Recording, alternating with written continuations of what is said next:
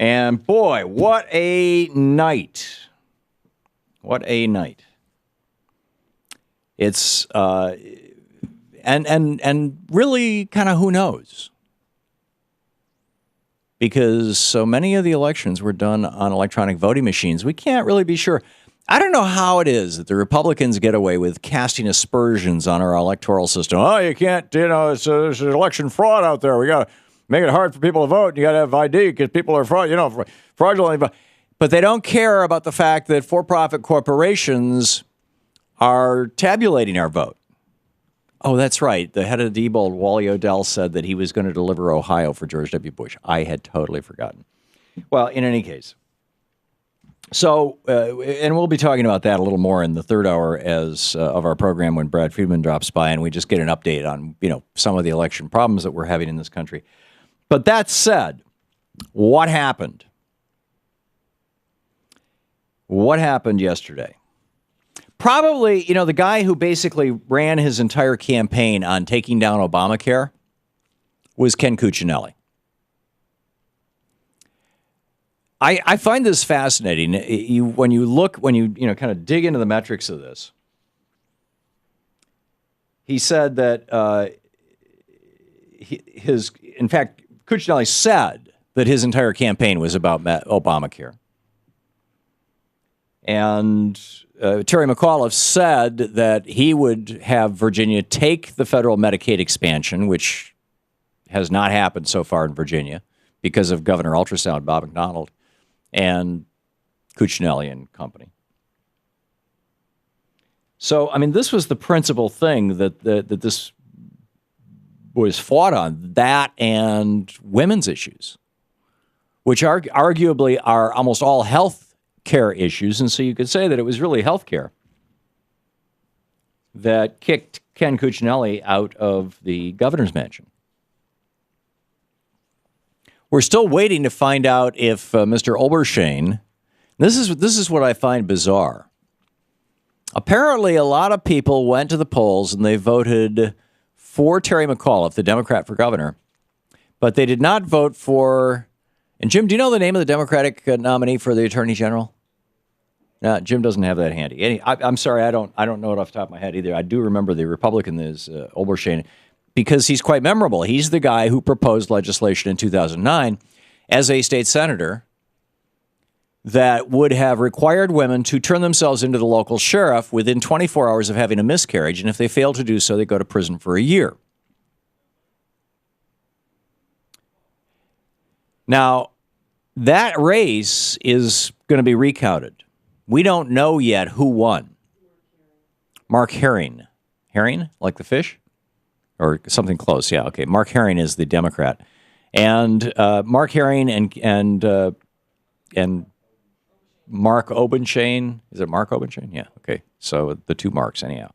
Herring versus Obenshane. So right now, Obenshane looks like he's ahead 155 votes during the night. Herring was ahead. It's going back and forth and back and forth.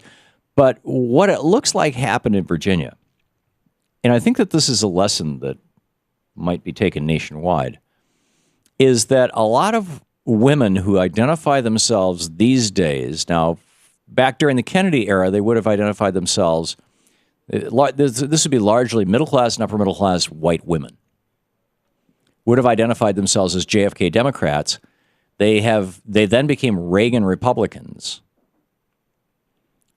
During the Reagan years, they were referred to as Reagan Democrats, but then they just, held on to the Republican label. But then when they realized how crazy Cuccinelli was, how just genuinely crazy this guy was, the policies that he, his misogynistic positions, his being against healthcare in general. If you just look at the vote, the male vote, Cuccinelli won. If you just look at the female vote, McAuliffe beat him in a landslide. McAuliffe beat him by 2.5 points, which ain't nothing, right? That's not, what's the old saying? It's not sliced something or other, but some kind of meat. Anyhow. But what that means is that the fact that this Herring-Obenshane race is so close, this is the Attorney General's race, it's 2 steps down, and the Attorney General in Virginia has a lot of power. The fact that that race is so close means that a lot of these women, largely white middle-class women in Virginia, went into the polling place and said, even though I think of myself as a Republican and I always vote Republican, I can't bring myself to vote for that Cuccinelli guy. So I'll vote for Terry McAuliffe. So they were basically voting against Cuccinelli, or they were voting in favor of Terry McAuliffe and saying, you know, I mean, here are the things. These were explicitly the things that Terry McAuliffe ran on. Number one, women's health. He pointed out that Cuccinelli wants to ban birth control pills, not just abortion, but birth control pills, and wanted to close, clinics that provide things like, breast cancer screening and things. Number two, Obamacare implementation.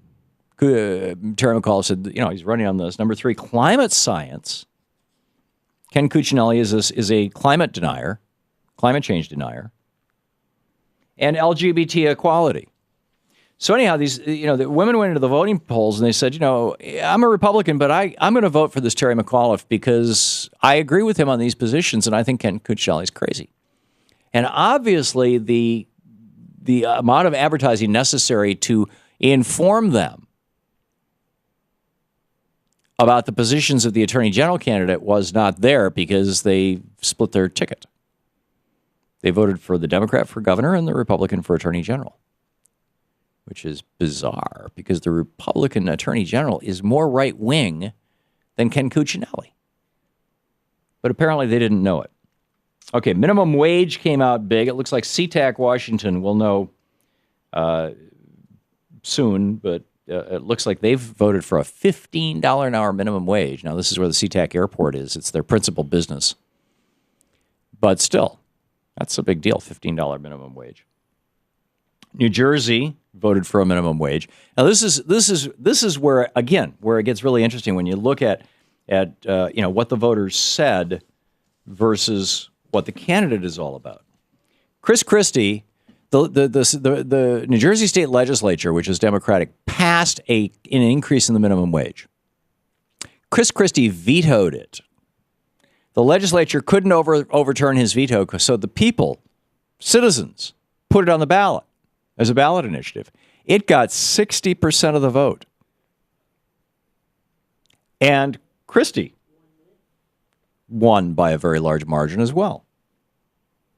So why would somebody vote for Chris Christie when they're opposed to his policies? I think that Chris Christie has the potential to be this generation's Ronald Reagan. Ronald Reagan, we all knew he was a right-wing crazy, any of us who were politically active and paying attention. We knew that back in the 70s. We knew that in the 60s, for that matter, when he was governor of California. We knew that in the 60s. Actually, I'm not sure exactly when he became governor of California, but we knew that in the 60s when he was recording that album for the AMA saying that Medicare, which was created in 64, 65, something like that by LBJ, Medicare was going to lead to Soviet-style socialism. Right? We knew how crazy Ronald Reagan was, but he didn't campaign as a crazy.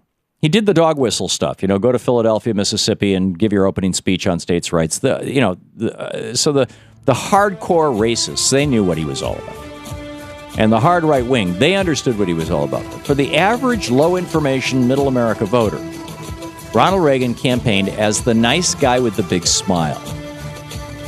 And when we come back from the break, I'm going to go through the positions that Chris Christie takes, what his actual policy positions are, and you will see that they are virtually identical to that day's Ronald Reagan. And yet he won. This is the Thom Hartmann Program. And that's why I think Chris Christie could be in 2016 the next Ronald Reagan, although he's going to have his own Iran-Contra, too, to win, right? We haven't had a legitimate Republican president yet.